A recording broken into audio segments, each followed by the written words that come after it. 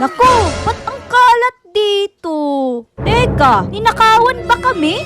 Check natin yung mga gamit, baka may nawawala. Andito naman yung TV namin. Andito din naman yung ref namin. Andito din naman yung lutuan namin. Mukhang wala namang nawawala eh. So bakit ang kalat dito?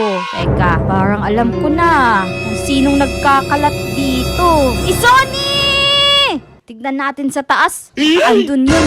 Naku, wala siya sa higaan niya eh. Asan kaya yung batang yun? Hanapin natin. Dito tayo banda. Uy, parang nakita ko yung red na buhok ka. Si Maymay ata yun. Puntahan natin. Maymay. Nakita mo ba si Esony? Uy, Ate Lily, andito ka pala. Hinahanap ko kasi si Esony eh. Nakita mo ba siya? Oo, sabi niya magpapabunot daw siya ng ngipin. Magpapabunot? Eh bakit nagkakalat yun sa amin? Ganun po ba? Pero ano kaya itsura ni Esony na walang ngipin? Eto kaya?